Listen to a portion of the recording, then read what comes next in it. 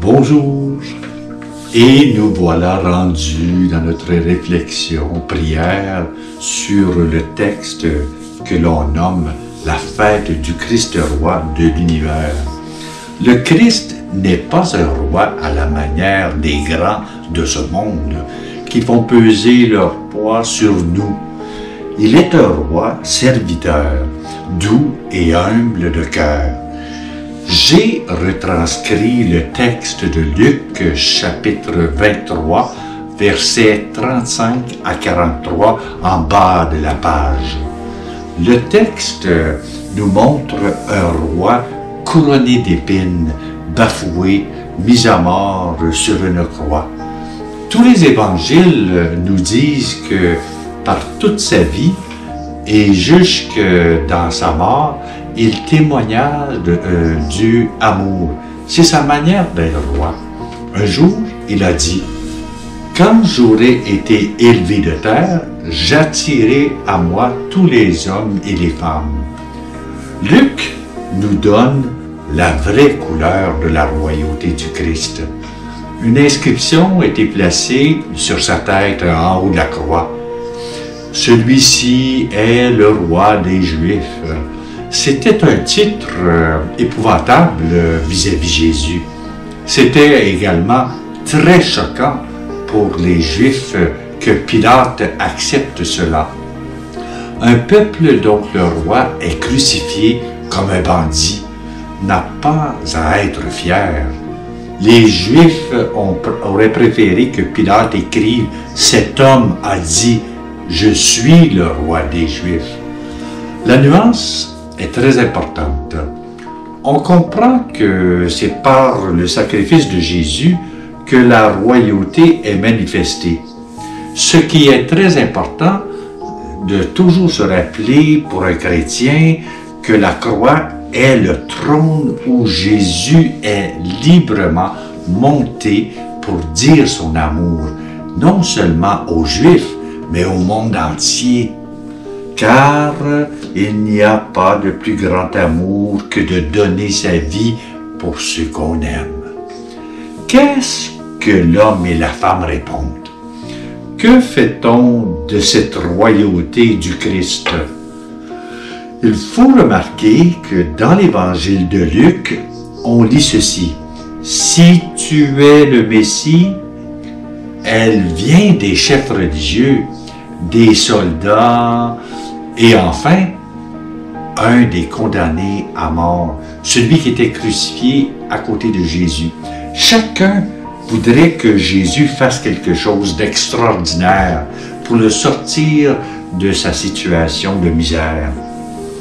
Ces paroles rappellent le récit des tentations que Jésus vit au désert. « Si tu es le Fils de Dieu, ordonne que ces pierres deviennent du pain. Si tu es le Fils de Dieu, jette-toi en bas. » Mais le Messie n'est pas un magicien. Il ne répond rien aux provocations de ceux qui lui demandent de montrer son pouvoir. En lisant ce texte de Luc, nous passons aux réactions souvent entendues des victimes de la souffrance, de la misère, des catastrophes de tout genre. Même dans nos villes, nos villages, il y a des hommes et des femmes et des enfants qui n'ont pas le minimum pour survivre. À travers eux, c'est toujours le Christ qui est bafoué et rejeté.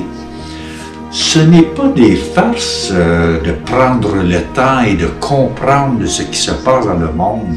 C'est tellement sérieux pour un chrétien de comprendre cela.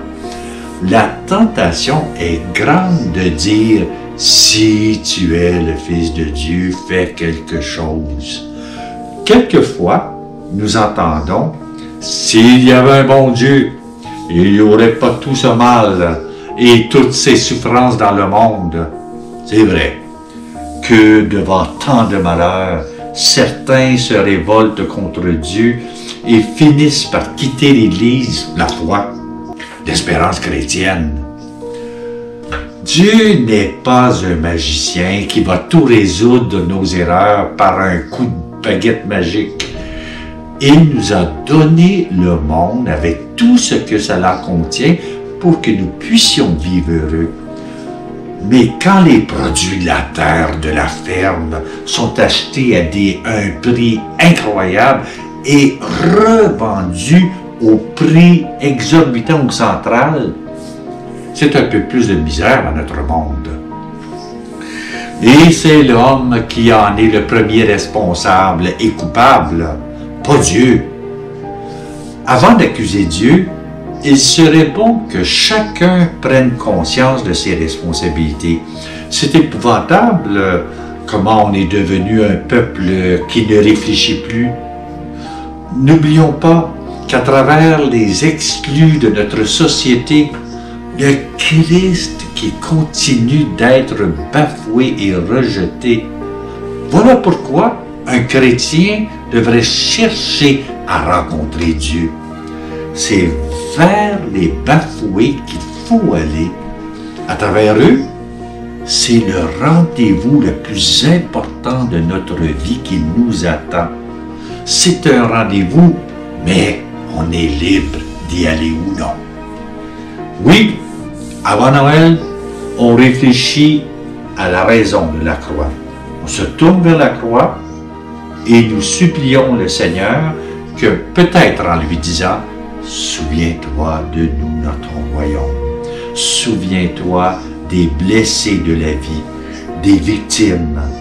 Souviens-toi de ceux et celles qui ont tout perdu dans les guerres en Ukraine, au nord de Kiev, au Soudan, en Arménie et ailleurs, lors des inondations au Tchad ou en Haïti, et des tornades au Texas ou en Floride. C'est auprès d'eux que, Seigneur, tu nous attends, et je le sais. C'est peut-être loin de moi ces possibilités d'aider, mais est-ce qu'on prie pour ces gens dans la misère humaine? Peut-être qu'il faut s'habituer à regarder son village, sa ville, son voisin. Un chrétien veut être témoin de l'espérance et de l'amour. Et nous avons la ferme espérance qu'un jour, Dieu répondra « Aujourd'hui, tu seras avec moi dans le paradis. » Voilà une simple réflexion sur le texte de Luc. J'espère que ça vous a permis de réfléchir et même prier.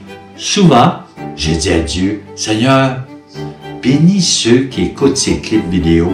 Par moi, j'accepte que tu donnes à ton monde un message de joie et de paix, de vie et d'espérance pour que le monde te parle, pour que le monde te comprenne que tu es un Dieu d'amour. » Merci de m'avoir écouté.